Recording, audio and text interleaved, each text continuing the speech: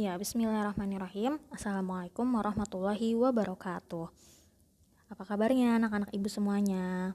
Bagaimana kemarin liburannya? Semoga kalian semua selalu sehat ya.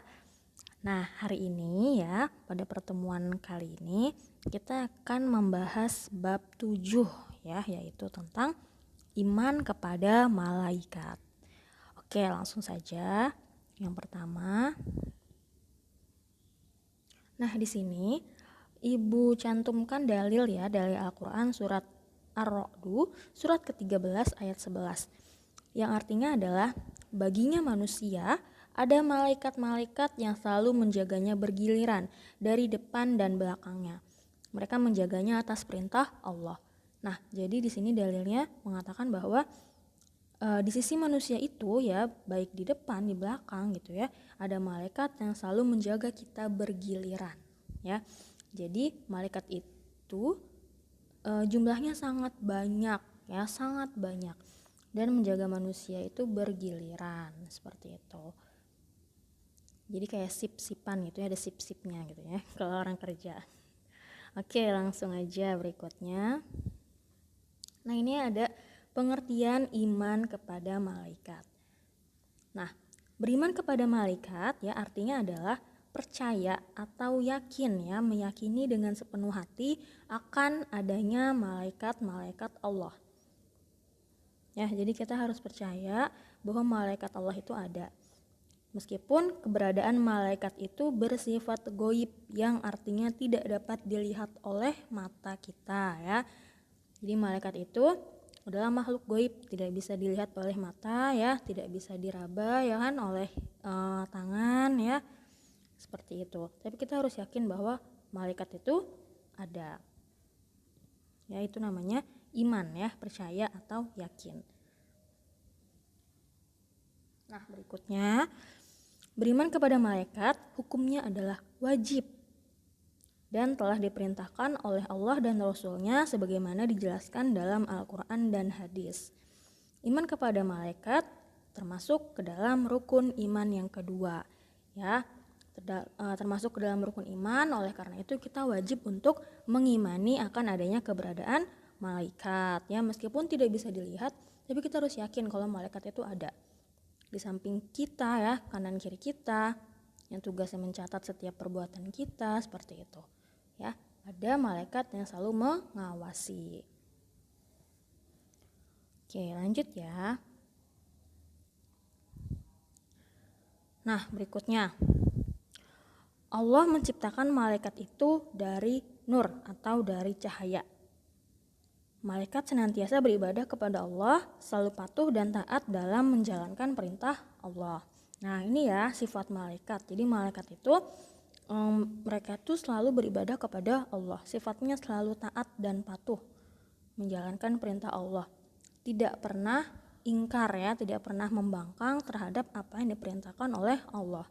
Jadi kalau Allah memerintahkan A, langsung dikerjain kayak gitu ya. Jadi selalu taat, tidak pernah berbuat dosa ya. Malaikat itu selalu taat. Ia adalah hamba-hamba Allah yang mulia. Nah, di sini ada dalilnya ya, surat At-Tahrim ayat 6. Artinya adalah yang tidak durhaka kepada Allah terhadap apa yang Dia perintahkan kepada mereka dan selalu mengerjakan apa yang diperintahkan. Nah, ini maksudnya sifat-sifat malaikat ya, tidak durhaka kepada Allah ya, selalu mengerjakan apa yang Allah perintahkan.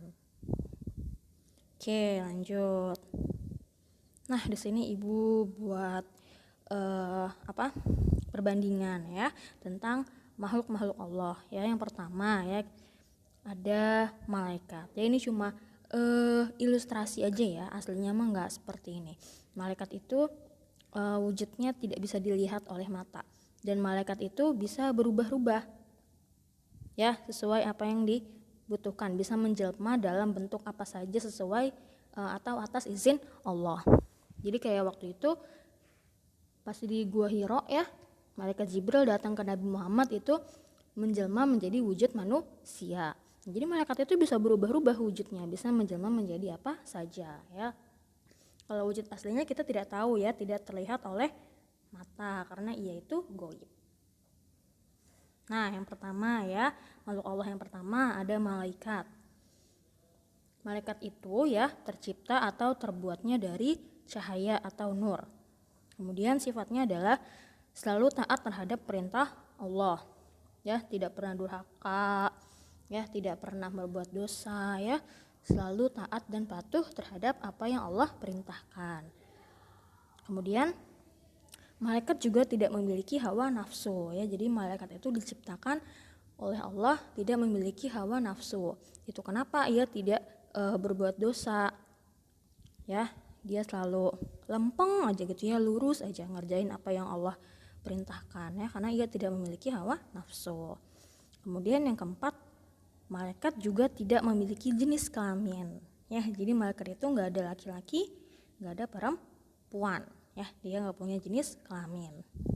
Nah, jumlah malaikat juga sangat banyak, ya. Tapi yang kita imani, ya, yang kita perlu tahu itu hanya 10, ya. Nanti akan dibahas berikutnya.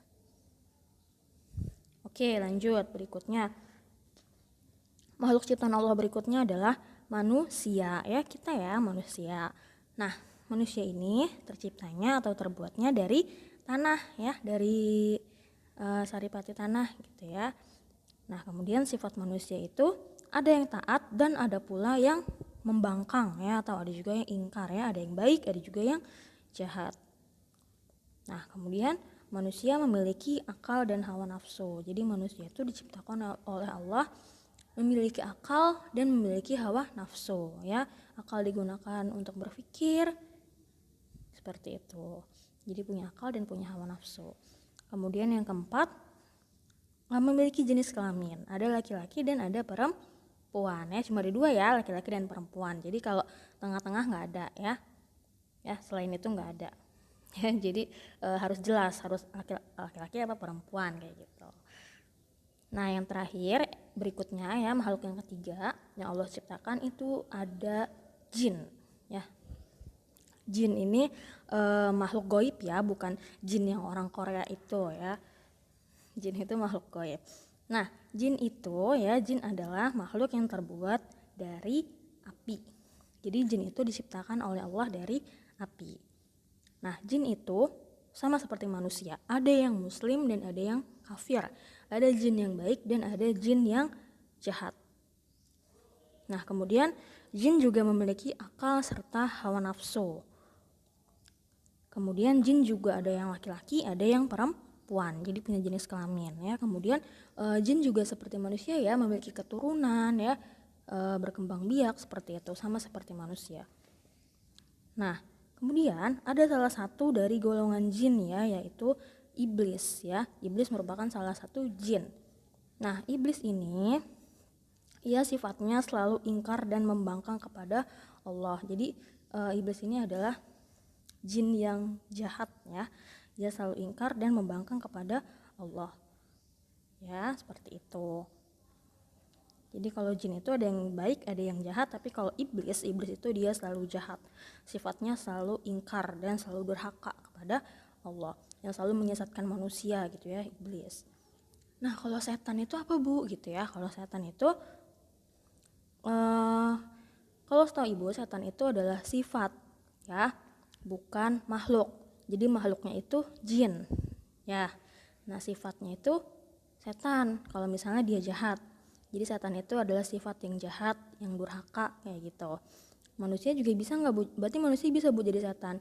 Bisa, ya, kalau dia sifatnya jahat, ya, durhaka, suka membangkang, nggak pernah ngerjain perintah Allah, ya, itu sifat-sifat setan kayak gitu.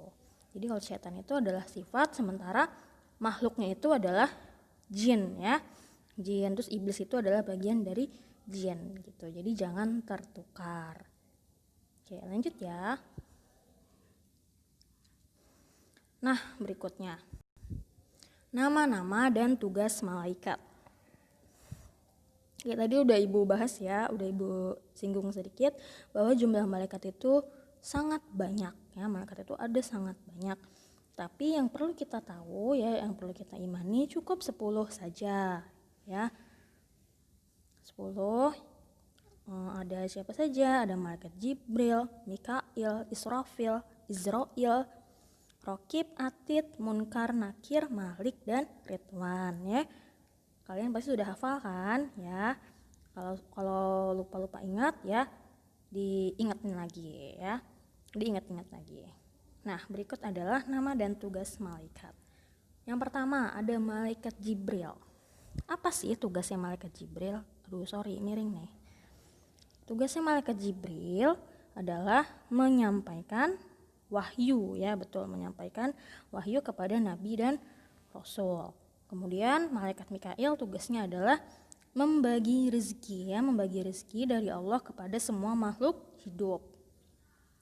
Kemudian yang ketiga, malaikat Israfil tugasnya adalah meniup sangkakala ya, sebagai pertanda datangnya hari kiamat. Nanti berarti ya. Kemudian yang keempat, malaikat Izrail. Malaikat Izrail ini tugasnya adalah mencabut nyawa ya, mencabut nyawa setiap manusia maupun setiap makhluk hidup ya. Kemudian yang kelima ya, ada malaikat Rokib. Malaikat Rokib ini tugasnya adalah mencatat amal baik setiap manusia ya. Nah, kemudian yang mencatat amal buruk itu ada malaikat Atid ya, jadi mereka berdampingan. Malaikat Rokib di kanan kita, malaikat Atid di sebelah kiri. Nah, berikutnya ada malaikat Munkar. Nah, tugas malaikat Munkar adalah menanya setiap manusia di dalam kubur. Ya. Kemudian yang kedelapan ada malaikat Nakir. Nah, malaikat Nakir ini tugasnya adalah memberikan siksa di dalam kubur. Ya, jadi bagi orang-orang yang sudah meninggal ya, ia kan akan masuk ke alam kubur atau alam barzah sebelum nantinya dibangkitkan ketika hari kiamat. Nah, di alam kubur itu ditanya-tanya sama malaikat Munkar. Kemudian jika ia memiliki kesalahan ya atau pernah berbuat dosa ketika hidup, akan diberikan sanksi atau siksa oleh malaikat Nakir. Nah, berikutnya yang kesembilan ada malaikat Malik ya, tugasnya adalah menjaga neraka ya. Malaikat Malik ini perawakannya sangat tegas, keras gitu ya, ganas dan kejam karena itu tugasnya adalah menjaga neraka ya. Kemudian yang ke-10 ada malaikat Ridwan. Nah, malaikat Ridwan ini tugasnya adalah menjaga dan pengawal surga ya. Kalau malaikat Ridwan ini sosoknya katanya sangat ramah, sopan, dan baik hati ya, karena menjaga surga. Nah, berikutnya terakhir yaitu contoh perilaku yang mencerminkan iman kepada malaikat. Ya, tadi ya kan Ibu katakan iman kepada malaikat itu wajib. Ya, wajib kita imani oleh setiap orang. Nah, apa contoh perilaku yang mencerminkan bahwa kita ini beriman kepada malaikat? Nah, Ibu ambil contohnya 3. Yang pertama adalah selalu berkata jujur ya. Selalu berkata jujur. Nah, jujur itu mudah ya diucapkan, namun kadang-kadang sulit untuk kita lakukan. Nah, jujur itu adalah wajib ya, kewajiban kita untuk selalu berkata jujur.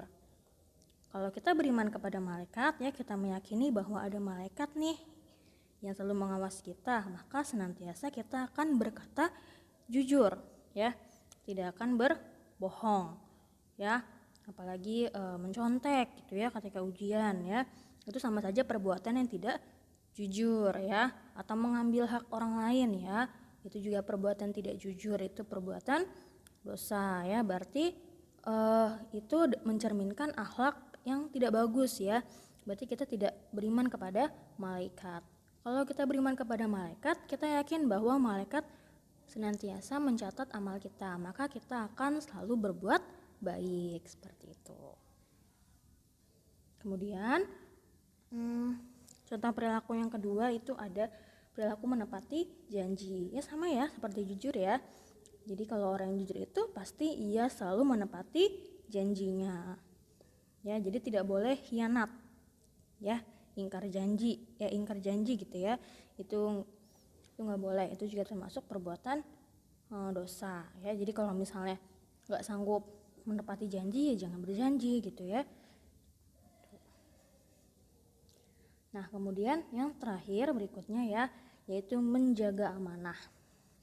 Ya, amanah itu adalah kepercayaan ya, kepercayaan. Nah, amanah ini juga merupakan perintah dari Allah. Kalau kita dikasih amanah, maka dijalankan, jangan mengkhianati gitu ya, jangan berkhianat seperti itu. Jadi kita harus menjaga amanah yang diberikan kepada kita dengan baik ya. Nah, ini adalah contoh-contoh perilaku orang yang mencerminkan sifat iman kepada malaikat. Ya, masih banyak ya perilaku-perilaku lainnya dalam kehidupan sehari-hari kita. Ya, intinya kalau kita beriman kepada malaikat, kita harus senantiasa melakukan perilaku yang baik ya. Tuh, karena kita yakin ada malaikat yang mencatat, yang mengawasi ya, dan juga ada Allah ya yang selalu melihat. Seperti itu. Oke, cukup sekian materi yang bisa Ibu sampaikan hari ini. Selanjutnya kita kembali ke classroom ya. Akan Ibu berikan penugasannya, ada tugas. Oke, kita kembali ke classroom sekarang. Sekian dari Ibu. Wassalamualaikum warahmatullahi wabarakatuh.